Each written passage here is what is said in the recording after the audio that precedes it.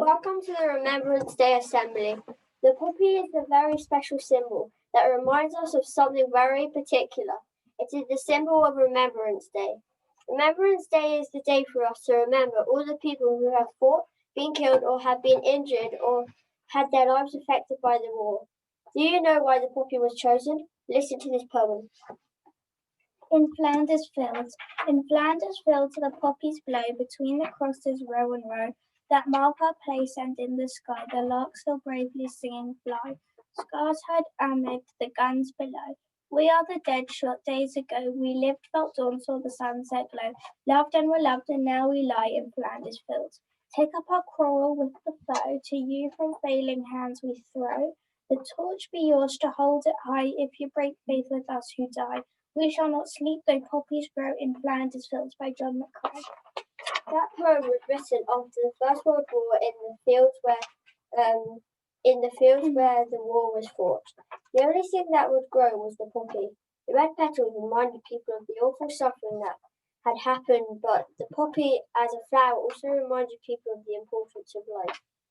Now we wear the poppy every year at that time to remember all the people who had fought and been affected by the war, and also all the wars that have happened since then.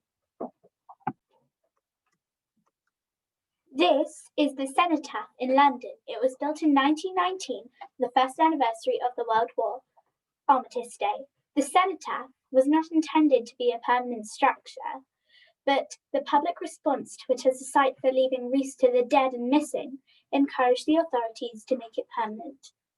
It became important for people to lay wreaths because during the First and Second World War, the people that were killed, such as doctors, nurses, and ambulance drivers, as well as soldiers, were buried far from where they normally lived with their families. That meant that their relatives could not go to visit their graves and say prayers to them.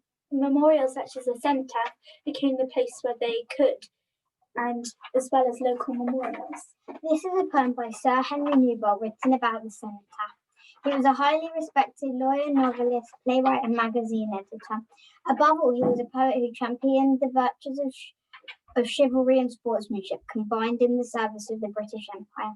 This is a poem that he wrote called For a Trafalgar Cenotaph. Lover of England, stand a while and gaze with thankful heart and lips refrain from praise. They rest beyond the speech of human pride, who served with Nelson and with Nelson died. As either of these people, these are soldiers who fought in the First World War. They are also poets. Isaac Rosenberg was born into a working-class Jewish family that had emigrated from Russia and eventually moved to the east of London. His poor background meant that he didn't have a lot of choices about what he wanted to do and he took classes in the evenings to try and be an artist, but he had to work during the day to pay for the classes. He had hoped to make his living as a portrait artist and had moved to South Africa to pursue his career when the World War started in 1914. He came back to England, and when he joined the British Army in 1916 and was killed in the fighting in France on April 3rd, 1918, he wrote the poem In the Trenches in 1916. In the trenches, I snatched 2 poppies from the parapet's ledge, 2 bright red poppies that winked on the ledge. Behind my ear, I stuck one through, 1 blood-red poppy I gave to you. The sandbags narrowed and screwed out our jest, and tore the poppy you had on your breast. Down a shell, oh Christ, I am choked, safe, dust blind. I see trench floor poppies strewn, smashed you lie. The other man is Wilfred Owen. He grew up in England, although his family were not very well off. He was able to go to some good schools and attend universities before he started working as a private teacher. He was working abroad when the war started and visited a hospital for the men who were injured in the fighting. That made him want to go and help, and he returned home to join the army. Owen was injured in March 1917 and sent home, but returned to fighting in August 1918 and returned to the front. November 4th, just 7 days before the armistice, he was caught in a German machine gun attack and killed. He was 25 when he died. November the 11th is always Armistice Day or Remembrance Day. Each year, on the Sunday nearest to the 11th of November, Remembrance Day. At 11 o'clock in the morning, a remembrance service is held at the Cenotaph. The service is to commemorate British and Commonwealth servicemen and women who died in the 2 world wars and later conflicts. The Queen, British leaders, politicians, representatives of the state, and the armed and auxiliary